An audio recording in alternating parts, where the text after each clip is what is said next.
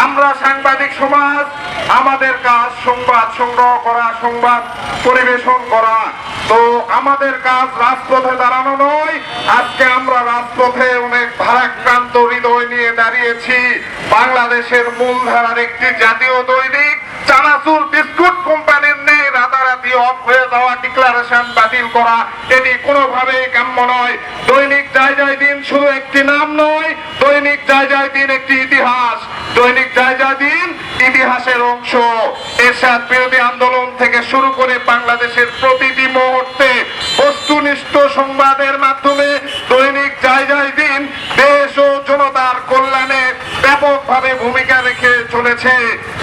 যে উপস্থিতি, স্বৈরাচার হাসিনার আমলে আমাদেরকে বিএনপি জামাত ট্যাগ দিয়ে জুলুম নির্যাতন জেলে নিয়ে যাওয়া হতো, কিন্তু অত্যন্ত দুঃখের বিষয় হলেও সত্য, এই পট পরিবর্তনের পর 5 আগস্টের গণঅভ্যুত্থানের পরও আমাদের ফ্যাসিবাদের দোষর ট্যাগ দিয়ে আমাদের প্রতিষ্ঠান বন্ধ করে দেওয়া হচ্ছে। তাহলে আমরা যখনই একটি অন্যায় অনিয়ম দুর্নীতির বিরুদ্ধে দাঁড়াই, আমাদের বিরুদ্ধে বাধা আসবে। আর এটি জেনে আমরা সাংবাদিকতা করি। আর দৈনিক যায় যায় দিনের আমরা সরকারের প্রতি, সরকারের মাননীয় তথ্য উপদেষ্টার প্রতি আমরা বিনীতভাবে আহ্বান রাখতে চাই। দৈনিক যায় যায় দিন দেশের একটি মূলধারার সংবাদ মাধ্যম। দৈনিক যায় যায় দিনের সাথে মিশে আছে 7 থেকে 10 হাজার সংবাদকর্মী, কর্মকর্তা, কর্মচারীর জীবন ও জীবিকা। এই দৈনিক যায় যায় দিন বন্ধ হয়ে গেলে 7 থেকে 10 হাজার সংবাদকর্মী বেকার হয়ে পড়বে। আর স্বাধীন দেশে আমরা কেন আন্দোলন করেছিলাম?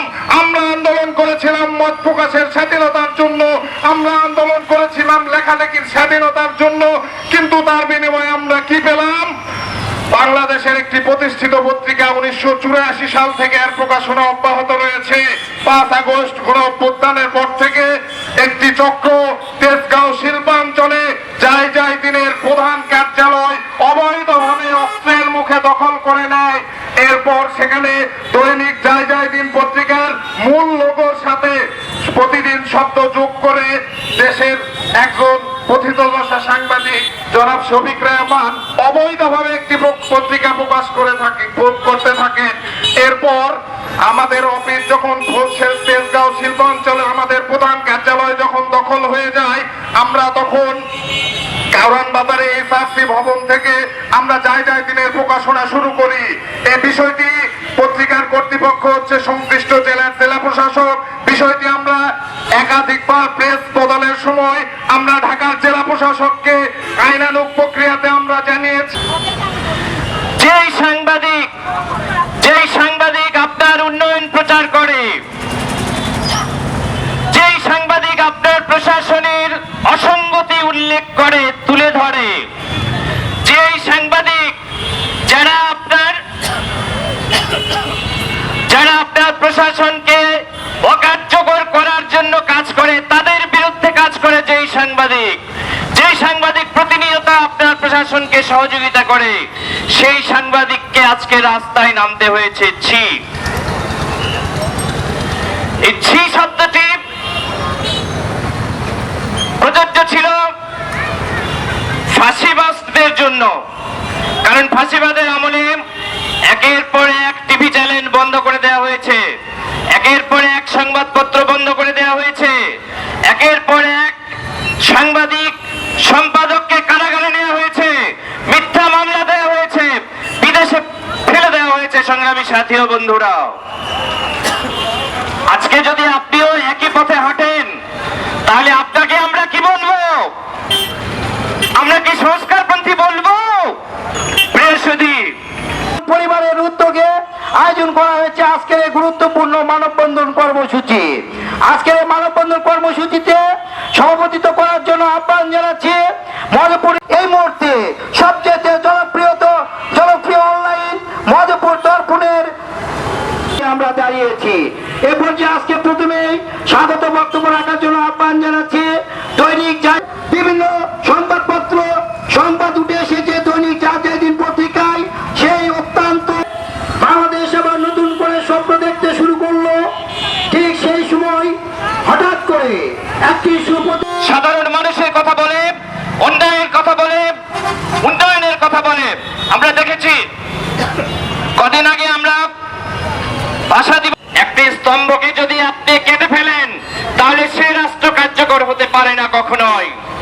প্রিয় সুধী, আপনি কাগজ পত্রিকা বন্ধ করেছেন, সত্যি সেটা ফ্যাসিস্টের কাগজ ছিল, তার মালিক ফাঁসিবাদী সরকারের একজন মন্ত্রী ছিলেন। আপনি সেটাকে মাধ্যমে দৈনিক রাজনীতি বন্ধ হওয়ার সেদিন ওই জুলুমের হাত করা থেকেও আজকে আমরা বেশি কষ্ট পেয়েছি। বিগত সময়েও আমরা প্রতিটি আন্দোলন সংগ্রামে আমরা সবশেষ এই তখনই মহাদেবপুরের এই বর্তমান মাঠ চত্বরে আমরা আছি।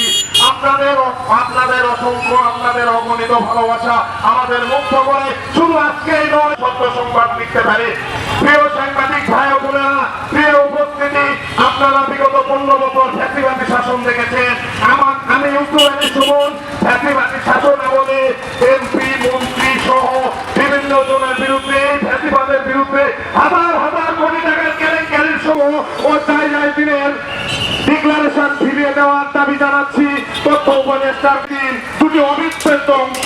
বাংলাদেশের ইতিহাস যেরকম মোছা যাবে না, বাংলাদেশ থেকে দৈনিক জায়গায় দিনকেও বিভিন্ন উপজেলা থেকে আমাদের সাথে সংহতি জানানোর জন্য আপনারা যারা এসেছেন, আমরা আপনাদের দুইবার কারাগারে দিয়েছিল।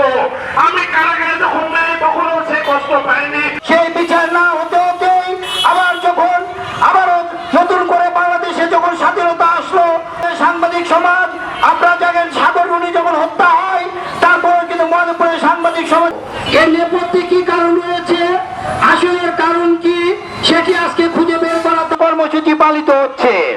আজকে সাংবাদিক হিসাবে যারা সারা বাংলাদেশে পরিবারের উদ্যোগে আয়োজন করা হয়েছে আজকের এই গুরুত্বপূর্ণ মানববন্ধন কর্মসূচি। আজকের এই মানববন্ধন কর্মসূচি